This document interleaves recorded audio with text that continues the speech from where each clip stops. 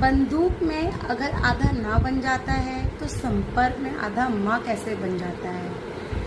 तो ये पता कैसे चलेगा कि कहाँ पर और किस प्रकार से इसका प्रयोग किया जाता है? तो इसका जवाब होगा पंचमाक्षर। पंचमाक्षर, अभी पंचमाक्षर होते क्या हैं? देखिए, हिंदी की वर्णमाला लिखी जाती है 5 लाइनों में और प्रत्येक लाइन का वर्ग के नाम से जाना जाता है और हर वर्ग में 5 व्यंजन होते हैं जिन्हें हम स्पर्श व्यंजन कहते हैं। स्पर्श व्यंजन होते हैं 25। स्पर्श व्यंजन क्यों कहा जाता है? क्योंकि जीभ इसमें मुंह के अलग अलग हिस्सों को छूती है, इसलिए हम इन्हें स्पर्श व्यंजन कहते हैं। जैसे क से लेकर म तक सारे स्पर्श व्यंजन होते हैं। तो क ख ग घ ङ, इन्हें हम कहते हैं कंठव्य ध्वनि व्यंजन, क्योंकि इसकी ध्वनि गले से निकलती है।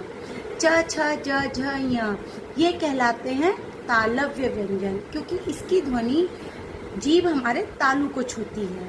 ट ठ ड ढ ड़, इन्हें कहते हैं मूर्धन्य ध्वनि, क्योंकि जीभ हमारी मूर्धा को छूती है। त थ द ध न, इन्हें कहते हैं दंतव्य व्यंजन, क्योंकि जीभ हमारे दांतों को छूती है। प फ ब भ म, ये कहलाते हैं ओष्ठ व्यंजन, क्योंकि जीभ हमारे होठों को छूती है बोलते समय। तो हर वर्ग के 5वां व्यंजन जो कहलाता है वो कहलाता है पंचमाक्षर।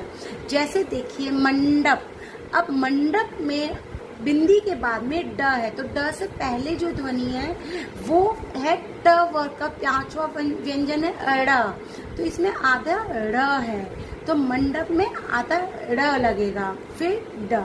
इस तरीके से हम 5वां व्यंजन देखते हैं। हमें ड जो बाद के बिंदी के बाद वाला व्यंजन होता है उस वर्ग की 5वां अक्षर देखा जाता है।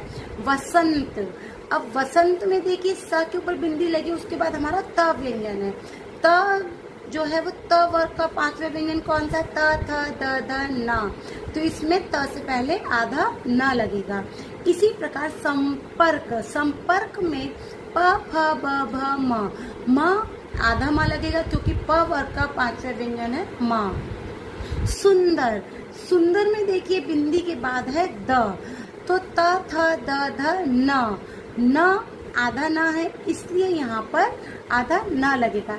अब देखिए झंडा, झंडा में ट ठ ड ढ ण, अब यहाँ पर आधे ड़ का प्रयोग हुआ है।